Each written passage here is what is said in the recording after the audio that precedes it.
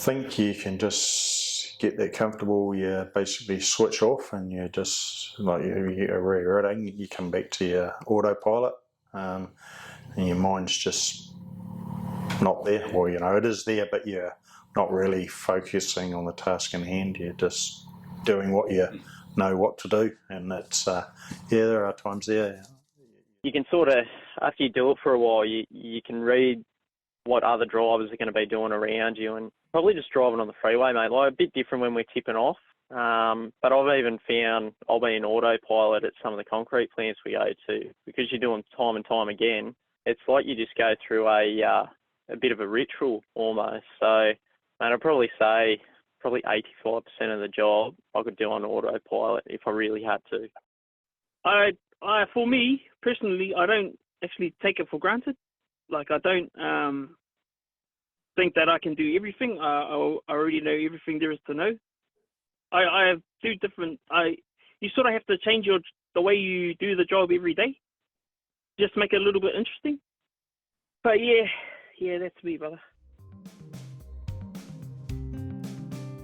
Habits, routines and comfort can turn into complacency, which affects our perception of how risky even a simple task may be. And because we perform that task regularly, we can be tempted to run on autopilot, and by so doing potentially underestimate the risk of injury or death. A clear, well-defined routine becomes habit, and habits can be good, providing that they don't result in over-familiarity leading to complacency and shortcuts. For a heavy vehicle driver operating in a complex transport system, the consequences of complacency can be catastrophic. Personally, to other road users, to family, the general community, commercially and reputationally. Complacency in the workplace can happen to all of us. Habits start creating the tendency to get too comfortable, and inadvertently we become less cautious. Familiarity affects our decision making, and even simple activities, such as reaching over for a drink when driving, becomes a risk. Getting in and out of the vehicle could also be perceived as a simple task, and yet it requires specific attention. In fact, studies have shown that falls, slips and trips cause a high percentage of reported injuries by heavy vehicle drivers throughout Australia. One form of complacency is called optimism bias, which is when we experience a particular situation in the past and develop a false sense of security, assuming we know how the situation will unfold in the future. For example, this can occur in severe and unpredictable weather conditions, where regular drivers develop an overconfidence that results in greater risk. Optimism bias plays a significant role in complacency and thinking that incidents happen to others but not to us, and it's been identified as a challenge in mitigating risk on the road. In aeronautics, the need for step-by-step checklists and teamwork emerged as an important safety measure. This way, performance relies on the commitment not to operate from memory, but by cooperation and detailed protocols. Another lesson learned from aeronautics is called automation complacency, or fully relying on autopilot systems to take control of one or more tasks. This over-reliance has led to catastrophic incidents in both the aviation as well as the vehicle industry. And skill in performing a task cannot alone diminish the risk. So how do other drivers eliminate the risk of familiarity and complacency in their workplace?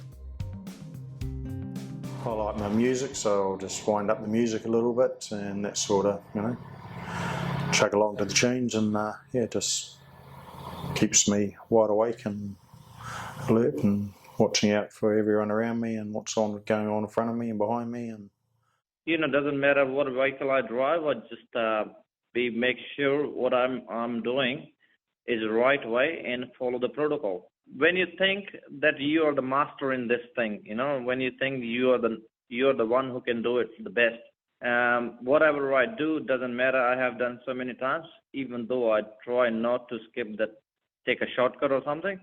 If it is taking time, it's okay, but at least I'm safe and doing the right thing.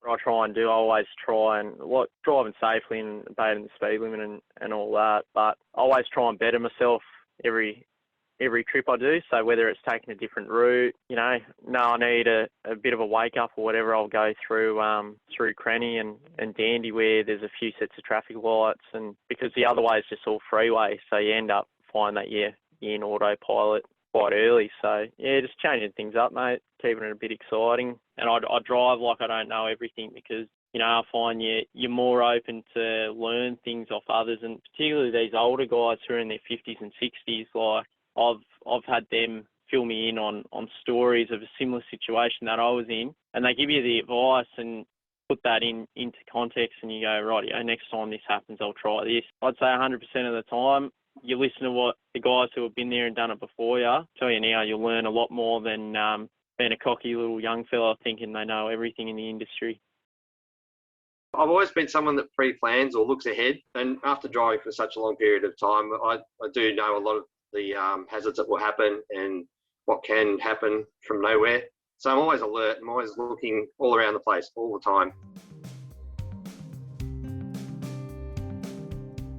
Here are some of the researched recommendations for dealing with complacency. Be courteous, just stop, pause, and scan before acting. Plan your journeys, hands on the wheel, eyes and focus on the task. And follow a healthy diet, plan meals to avoid distraction and drowsiness. Pay attention to your surroundings and identify potential risks. Be mindful, prepared and focused for road conditions because no two journeys are the same. And avoid thinking that it cannot happen to you. And for employers, support and provide the resources and tools for effective journey management. Create an awareness of the inherent risks in and around the workplace. Provide regular safety training and communication opportunities.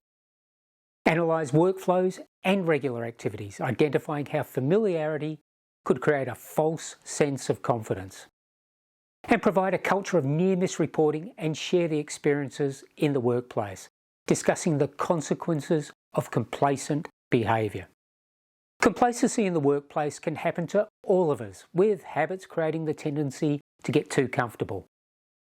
But protocols and guidelines are there for a reason, so remember, it's hands on the wheel, eyes and focus on the road.